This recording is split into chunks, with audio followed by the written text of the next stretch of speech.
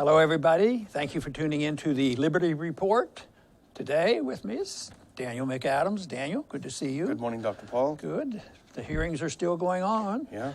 The other day we talked a little bit about the gentleman being up for Secretary of State. Rex Tillerson, yeah. Rex Tillerson, and he was under the gun yesterday, and I better not kid him about this.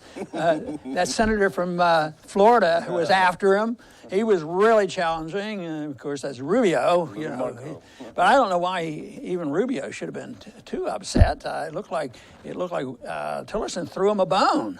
Yeah. When the subject of Cuba coming up, he says, no, if there's a bill going to the president to make sure that we as Americans can travel back and forth to Cuba, I'd advise him to veto it. We need to study it more. That was a little bit disappointing to me, but I don't know whether that's going to win Rubio over. Maybe it will. Well, he was also very hawkish on Russia to Rubio's questions, but what I guess cheesed off Rubio is that Rubio was demanding that he declare Putin a war criminal. That's a little bit more. Yeah, and so just because of this, he gave him everything but that. That still wasn't enough. The problem is they really need Rubio. Rubio is a key senator here. He's probably still irritated with Trump over being teased. So what if we had a secret ballot of all the legislative bodies and leaders of all the countries of the world? It was secret, of course, and decide whether or not the United States is a war criminal. We've done some things there that I'm not so sure that don't qualify. Of course, a lot of innocent people died, but that's not the issue today. The issue is Rex Tillerson. What's his foreign policy all about? The other day I said, we really don't know a whole lot. He's not been in government before, but we've learned a lot more. But I'm not sure we have found the basic principle he has. So he might fit in very well in Washington. He doesn't have a precise principle that he has to follow. It's miscellaneous. It's sometimes it's less intervention. Sometimes it's a super intervention. Sometimes it's pro-NATO. Sometimes it's pro-Russia. Sometimes it's anti-Russia. So he goes on and on. But there are some things that he's very firm about. I don't think there was any doubt left, and they spent a lot of time on it, and that is how he felt about China. Yeah. It is a big thing, bashing, but that fits, Trump's position. Trump hasn't been out of his way to be diplomatic with China, so here it is. It looks like they're going to maintain that. I want to read a little quote here to get started on here and what he said about China. And this is what his answer would be regarding what is our position. We're going to have to send China a clear threat that first, the island building stops, and second, your access to those islands also is not going to be allowed. They are taking territory or declaring control of territories that are not rightfully China's. And he added, it's equivalent to what Russia did in the Crimea and Ukraine. So that sort of invites more questions than answers. What's interesting is the neocon complaint against Obama has always been, especially the red line in Syria, et cetera, is, he talks a good game, but he doesn't follow through with just empty threats. Well, let's hope this is an empty threat, because if he means what he's saying, this will mean war with China. They are not going to back off from these islands. We got to send our Navy over there. That's the only way they can do it. And there's been an argument for some of the original islands, plus the man-made islands that China's been involved with, and there are some serious questions. But the big question, are we the decider? Are we the ones that know what the solution is? There's other countries involved, Philippines and Vietnam, and the various countries are involved. And they've worked some of these things out. They're not shouting, "Let's go to war." But we look like we are the masters. It's our empire that we're protecting, and we will dictate how this will be handled. We actually do have a graphic, if we can pull it up, that really demonstrates what's going on in the area. It's funny, I don't see the U.S. Anywhere there. I see Vietnam, Philippines, China, and else. And this is disputed territory. The Chinese have built up some islands there. But again, the U.S. is how many thousands of miles away, and somehow we have a say. And what's interesting is recently, for all of our concerns about Duterte and the Philippines, the one thing positive I think he's done is that he has started talking with China. They've tried to solve some of these islands that they both dispute. And there's a move toward that. Since Duterte's moved away from the U.S. in the past couple of months, he's moved towards solving his problems. And I don't think they can go back to 1812 and say it's freedom of the seas, because there's trillions and trillions of dollars of trade through the channels there in the South China Sea. And nobody has claimed that there's been any slowing down or blocking of it. There'd be no benefit to China, no benefit to any country, no benefit to us, no benefit to Japan. And it fits our argument. The more you deal with people, the more you trade with people, the less likely you are going to get in a hot war, unless you feel compelled to stick to your guns and intimidate and warn and say, you better do this or else what? You know, it just raises questions. Yeah, I mean, China's got currency problems, they've got real estate bubbles, they've got all sorts of problems. The last thing they want to do is shoot themselves in the foot. But then again, here at the hearing, he said China's activity in the South China Sea is a threat to the entire global economy.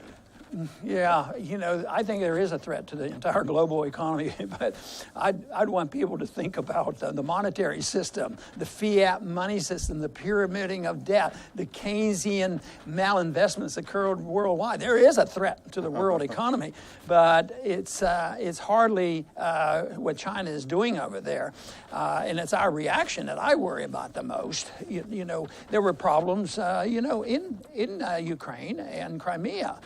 And we've gone over that history, and it's not like Russia's right and Ukraine is wrong, or NATO's right or wrong, although I don't sympathize much with NATO.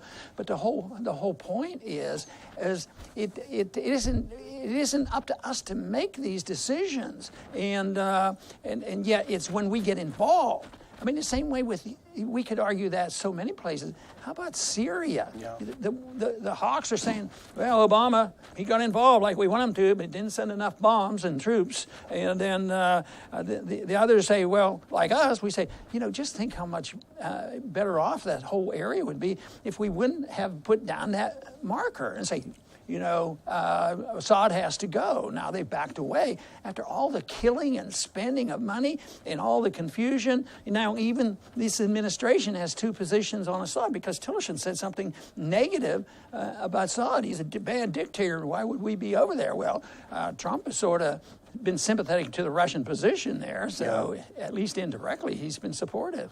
I think, Rex Tillerson is the CEO of a major global company. He's used to having people under him that will keep him briefed on things. He doesn't have his finger in every single issue in the company. And I think that may be the case as he approaches the Secretaryship of State, that he doesn't know a lot of things about the intricate details of these places. And he has briefers come in. The problem we talk about all the time, in Washington, the experts are all the interventionists and the neocons. And that's why you mentioned Russia. That's why he will give the standard neocon narrative. Russia invaded Ukraine. It seized Crimea, and it got involved in their affairs. But never does anyone talk about the fact that we started it when we overthrew a legally, democratically elected government in Ukraine. And it's not a conspiracy theory. We have Victoria Nuland on tape talking about how she's going to do it. Yeah, and interventionism, this permission to intervene, allows them to say and do anything. And they can shift their positions. They can be pro-Russia, anti-Russia. The hearings are showing that they want to throw a little bit of political, get a little political support from the neocons. I doubt if they've morphed into neoconservatism, but we haven't yet figured out their position because they're not non-interventionists. They're very much in protecting the empire. I think their goals are similar to what we've been putting up with since World War II, and that is our dominance. Mm-hmm. It's just who are the deciders? Some are more internationalists and setting the orders from the United Nations. I don't think we're at the point now where the United Nations would get up and have a resolution and would have a Harry Truman sending in the troops and fighting a ridiculous war where there's still our troops in Korea. I don't think that would happen. I think now it's shifting back, and Trump's part of this. People are sick and tired of that. But are they tired of our intervention? That's the problem. We're still involved. The one statement Tillerson made was annoying to me. Not that we have to deal with this in a real way, But he was asked for an opinion about Saudi Arabia, them being a civil rights violator. Would you call them a civil rights violator? Well, as long I'm not talking about ramifications, but I can give you an opinion. Yes, they are. They're terrible. And the dealings we've had with Saudi Arabia, we helped them in their efforts to develop radical Islam, and during the first Afghan war. So yes, we can make the statement, but for him to say, "Oh no, we can't do that," because they're making efforts, and we don't want to upset their efforts, and it's best to hold back and be diplomatic. Well, it sort of gets me. Why don't they use that same so-called statement with China? So yes, you can have an opinion, but when you back it up with our Navy, I think, and our money and our kids, on things that make no sense whatsoever, we have to have those monsters to destroy. We have to have an enemy, and unfortunately, our message is hard getting out, but it's getting out better than it used to. So the propaganda on ordinary TV and all is that people get pumped up, but I found out that the statistics who support, being negative on Russia are anti-Trump people. So it's very partisan. It has nothing to do with beliefs. It has nothing to do with the principles of non-intervention or our Constitution or when we go to war. That's too messy. Why deal with that? The hypocrisy of what you said about Saudi Arabia it's not lost on the rest of the world. You could certainly say that about Syria, for example. They had been introducing political reforms, a multi-party system. The same could have been true about Libya, when Gaddafi gave up his weapons. He was involved in a lot of political reforms. So it really is just a cover for this hypocrisy. But here's a quote that I think about the rest of the world hearing. This is from Tillerson's opening statement. Imagine you're the rest of the world listening to this. If we don't lead, we risk plunging the world deeper into confusion and danger. Of course, I think we could come to the opposite conclusion. It's us being involved that creates the confusion. Think about, all the way back for a long time, we can just look at how much confusion we have given. But if you just start with after World War II, Korea is still very confused. How much waste was there in Vietnam? And what about in the last 20 years since we've been in the Middle East, remaking the Middle East? If you talk about confusion, what about Syria? Laying down that rule about, Assad has to go. And that wasn't by the Democrats. And he even said in recent decades, quote, in some instances, we have withdrawn from the world. Where did that happen? I missed that part. Yeah. I wish. Can we think of any place where we have withdrawn? Because it's financial and it's military, it's power, and it all comes together, and we have an empire, and they work together. That's why I've not yet been convinced, that the deep state, the people who really run things, have been obliterated, and I think that there may be a challenge in the deep state who writes the rules. Just like I was mentioning, who writes the rules for our intervention. It used to be we'd roll over for whatever the United Nations said and what NATO said. Now we don't want that. We want to make these decisions. But I think the deep state is a little bit divisive too. It probably doesn't have 12 people there that take a vote and say, this is our position. But people come together and they have their special interests. It's media people and military people and anybody who's in the financial industry or the oil business. There's reason for them to be very much involved in our foreign policy and in our overall policy in Washington. And it does make you wonder, let's assume that Tillerson is not a neocon. And he probably isn't. He's a businessman. He's interested in making a profit for his company. But what does that mean then? That means that the people who have been surrounding him for this past few weeks since he was nominated, briefing him, they all have to be neocons, because otherwise, this is the classic. This is the voice of Bill Kristol. Unfortunately, it was the actual voice of Tillerson. But to think about the concept of what he's saying here. The failure of a response, meaning responding to China's actions in the South China Sea, to Russians' actions in Crimea, the failure of a response has allowed them to just keep pushing the envelope on this. Well, and this has to reflect, the deep state, where these advisors come from. It also challenges the principles under which our president-elect operates from.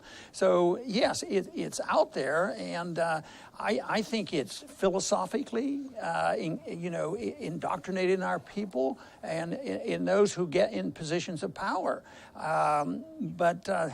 Boy, there's been so much hope.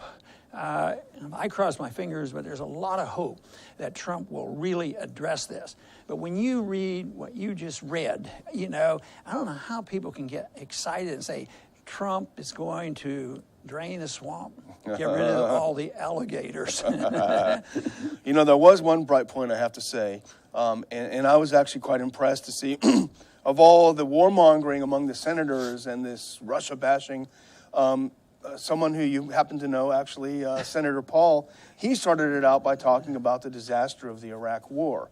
And I thought that was it was a great moment, it was a great statement, and it allowed Tillerson to make some very good points. So I would say that's my one bright takeaway from the hearing. I imagine he didn't get a whole lot of coverage for that.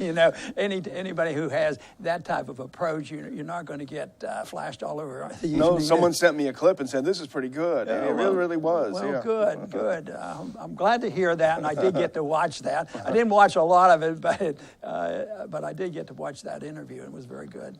Yeah, well, let's hope that once he gets in, and if he can get Rubio on his side, maybe the real Tillerson will emerge. there you go. But right now, I guess since the hearings, I have not necessarily been more encouraged that we're going to go toward non-intervention. There's still a lot of threats and innuendos and picking sides and do it our way, and we are the boss. We run things, whether it's the South China Sea or where else.